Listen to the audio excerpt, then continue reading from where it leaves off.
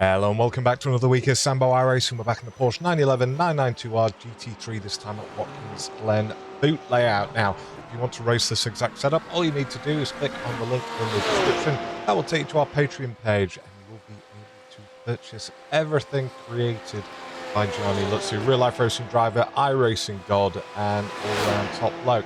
Also, if you want to get any coaching from him, there's a link in the description for his website as well. I personally recommend it. He was the guy that I went to and got me from 1200 iRating all the way up to 5.5k at my peak. Any questions, let me know in the comments. And as always, let's start the hot lap. So here he is, smashing it down the main straight, looking for the 300 marker on the left-hand side. Brakes hard, down to third gear, back on the gas, nice and smooth. Exits wide, don't go further over to the left.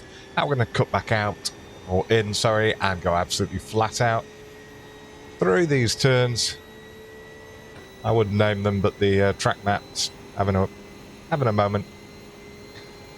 So we're now going down the back straight, up to the bus stop.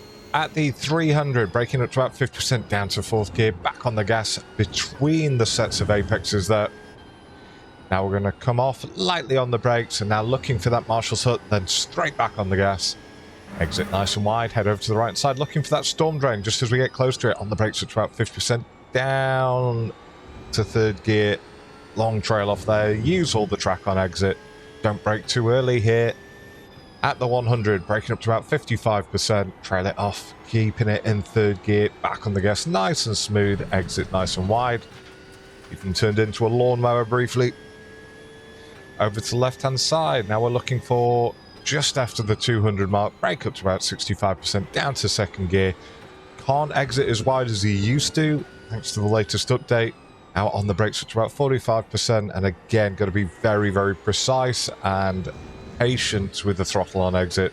Over to the right hand side, is it just going to be a lift? Bah, may as well be. On the brakes up to 3 or 4%, that's just for his own safety. Final bit of braking, don't over brake there, back on the gas in third, straight up to fourth, pins his ears back for the line, and over and across he goes in a 143.3. Right, let's do the breakdown. Okay, breakdown lap. So first braking marker is going to be, what did we say? Yeah, just before the 300 mark, and he gets on the brakes up to about 60%, trails it off, back on the gas at the apex, 100% nice and early doors there. Exits nice and wide. You've got to keep your right-hand tyres on this rumble strip, which he just about does. He takes a really wide entry. Look how close he is to that wall on the left-hand side. Using all the camber afforded to us here through turns 2 and 3.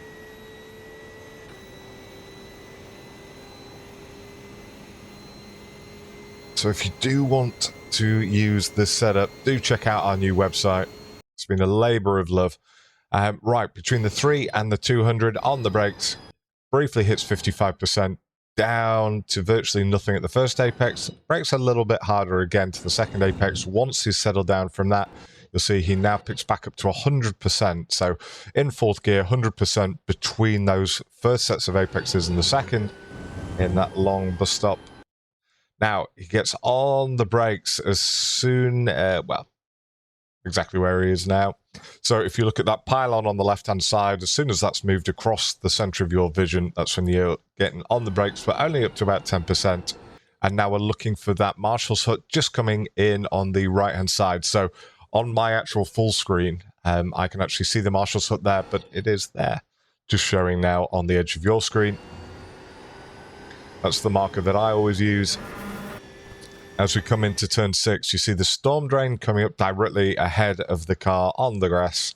So it's when we are midway between where we are now and the storm drain. You'll see he gets on the brakes, briefly hits 50%, trails it off, and then we're going to start getting back on the gas as soon as we can see these trees hovering into view on the left-hand side of the screen.